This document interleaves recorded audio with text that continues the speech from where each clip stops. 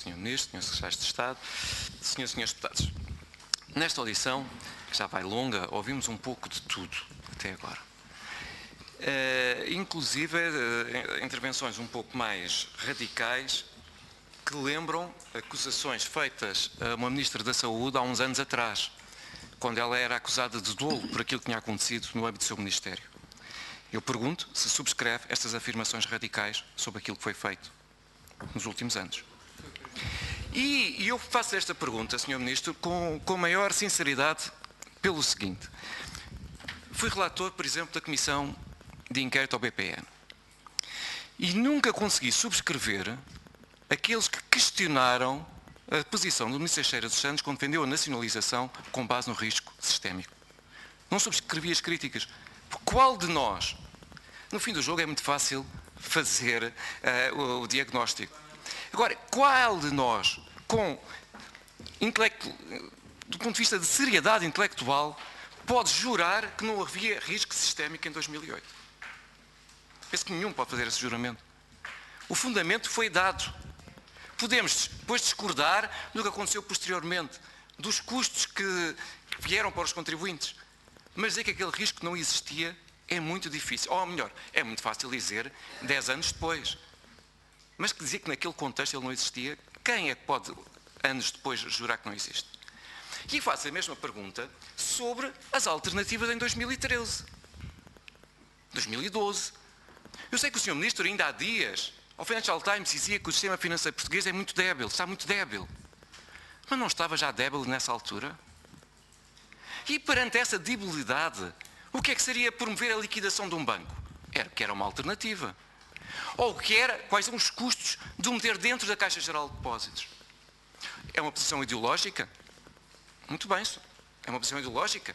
Muito bem. Ou está fundamentada em custos? Está fundamentada em contas? É que se estiver fundamentada em contas, disponibilize, por favor, a todos nós.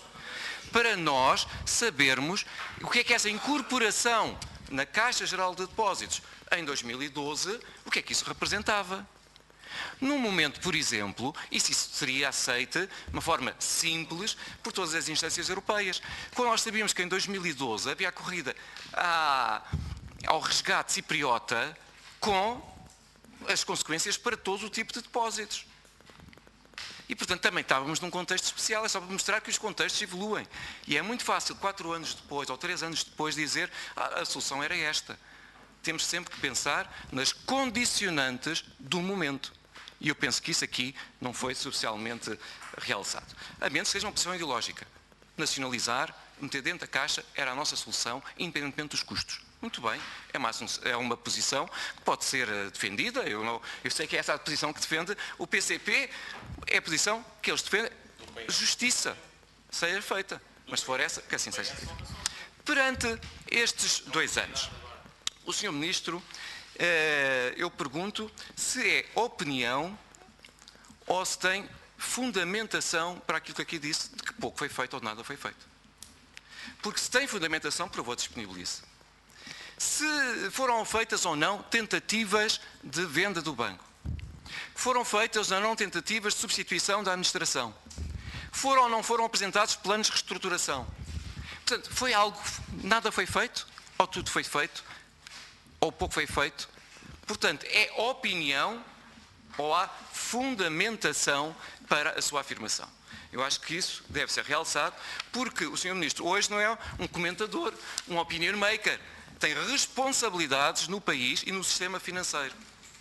E, portanto, todas as afirmações que são feitas têm que ser cuidadas e suficientemente fundamentadas. Finalmente, sobre a decisão da resolução.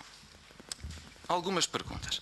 Primeiro, confirmou-nos, e bem, que ao contrário das dúvidas que acontecia no passado sobre outros processos de resolução, que a decisão é do Banco de Portugal. Perfeito, finalmente, alguém que veio da bancada do Partido Socialista faz esse reconhecimento. Segunda, se nos pode fazer referência às várias propostas, às 6 propostas que estavam em cima da mesa. Que propostas eram?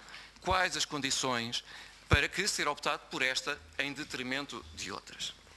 Terceiro, utilizando a ideia que o Sr. Secretário de Estado nos disponibilizou sobre o haircut por exemplo, de 1.000 milhões que valeriam 700, portanto um haircut mais justo de 30%, pode nem sequer ser utilizado de todos os 745 milhões da garantia, e já não estamos em 3.000 milhões, já estaríamos em 2.255, e porventura, se os 2.100 milhões de ativos que ficaram no veículo até valerem mais do que os 745 milhões, ainda o Estado é reembolsado daquilo que meteu no Fundo de Resolução. Portanto, em vez de estarmos a falar nos 3.000 milhões, já estamos a falar em 2.000 milhões, ou se calhar até menos. Eu percebo a estratégia política.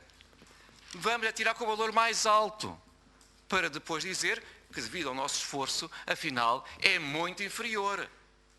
É esta? Gostava também sobre isso. Terceiro, o senhor Ministro, ao contrário, por exemplo, da privatização do BPN, em que ficou preto no branco no contrato o número de trabalhadores mínimo que tinham que ser absorvidos, aqui não é feita essa referência. A referência, e bem, inteligentemente, é feita, os direitos serão salvaguardados. Mal seria, estamos num Estado de Direito. E, portanto, os direitos, nomeadamente quanto à indemnização justa, estará sempre salvaguardado. Estamos num Estado de Direito. Faço a pergunta ao contrário. Quantos trabalhadores vão ser dispensados? Quer pelo Santander, quer nos restantes que ficam nos veículos. Quantos vão ser dispensados? Quantas agências vão ser encerradas? Na diáspora? Nas ilhas? Quantas vão ser encerradas? Porque isso são perguntas relevantes. Finalmente, ainda hoje, o Presidente do Conselho de Administração, Dr. Luís Amado, diz que a Administração não foi ouvida sobre este processo. Eu gostava também que comentasse esta opinião e, Sr. Ministro, agradeço mais uma vez a sua presença e os esclarecimentos que nos veio dar. Muito obrigado. Muito obrigada.